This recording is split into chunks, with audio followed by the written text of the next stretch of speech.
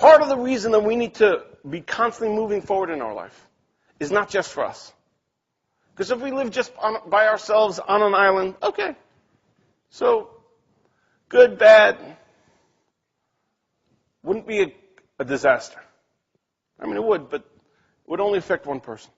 But each and every one of us has at least one person, and probably more, that are relying on us. We're the hug that they need at certain times. We're the conversations they need to have. Or just having a friend be there for them. There are other people relying on us, whether knowingly or unknowingly, whether they're in our life already or not yet, relying on us. There are potentially many people, but at least one, that are relying on us to be there.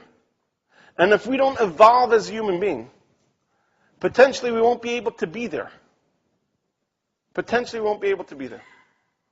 And sometimes it's the people that are staring us in the face, our children, our parents, our brothers, our sisters. Sometimes it's those, or our friends.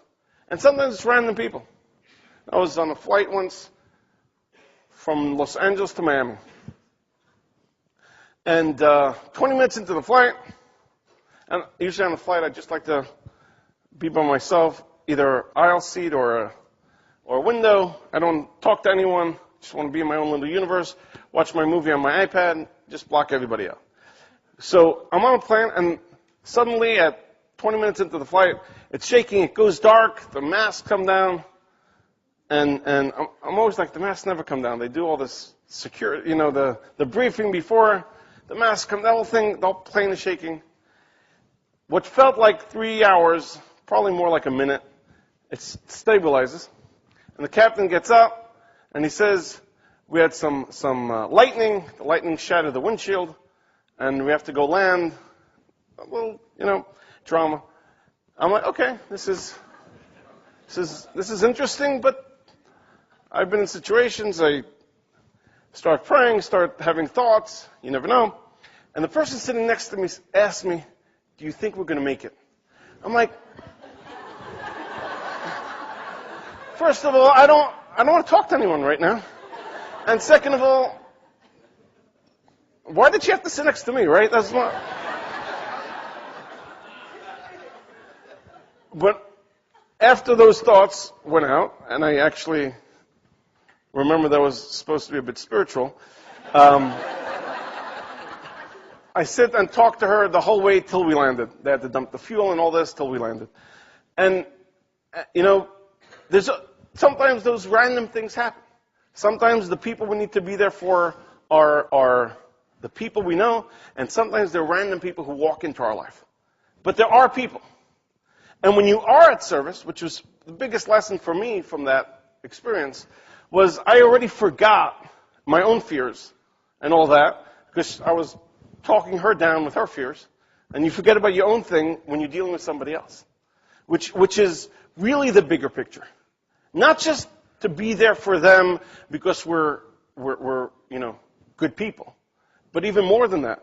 When we're there for somebody else, the burdens and response, some of what we handle, some of what's on our plate gets taken off our plate when we're there for other people. And that's the biggest kind of reason to try to be a bit different. Yes, if we're the same, our life is the same. And yes, we have tools available from us from the universe to affect. But there are people right now relying on us. And potentially there are people who aren't in our life yet, that will become in our life and enter our life, whether by chance or by choice, that we have to be there for them. And we have to show up. We have to be there. And I'd like to end with a story. There's a Kabbalist a student came, said, a few weeks ago, my daughter entered a gang, they gathered together, they did some crimes together, they steal this and that, they live together. She joined this kind of group. says, is there something you can do to help me? And he tells her, you know what, tell me where she lives, where she moved there, and I'll take care of it. She tells him, she gives him the information, and he goes there. The teacher of the mother goes to that place, and he finds the place where they're living, and he writes a little note. He writes a little note. The note says, "Dear so-and-so, I am the teacher of your mother. This is my name. And I will be standing at this intersection between these two streets tomorrow at 12. And every day from then till you come and have a chat." He bribes the guy at the door. He says, "Please give it to so-and-so." And he gives a note. Next day, she doesn't show up. A week later, nothing. 2 weeks later, nothing. Finally, a month later, at 12 o'clock, at the intersection of these two streets, she shows up. And he talks to her, explains to her maybe it's not the best choices she's made. You know, they're affecting negativity on others. Potentially the pain she's causing the people, her mother, her family. She decides, okay, you know what? You're right. She leaves the place and she's walking back with the Kabbalist back to her family. And she tells him, you know, in truth, I didn't come to meet you because I respect you. I didn't come to meet you because I care about my mom so much. The truth is, the reason why I came to talk to you is because I knew that if it took me a day, a week, a month, or a year, or even 5 years, you would be standing there at 12 o'clock, that intersection, every single day.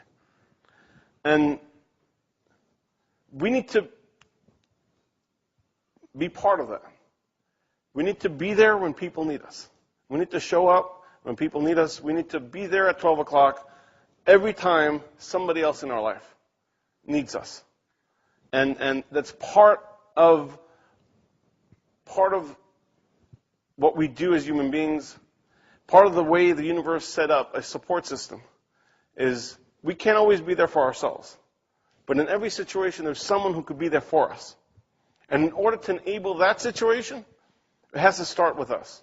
We have to be there for them, for the people in our life, and eventually that's going to come back to us, and people will be there for us. Thank you so much for your time and energy. Have a wonderful night.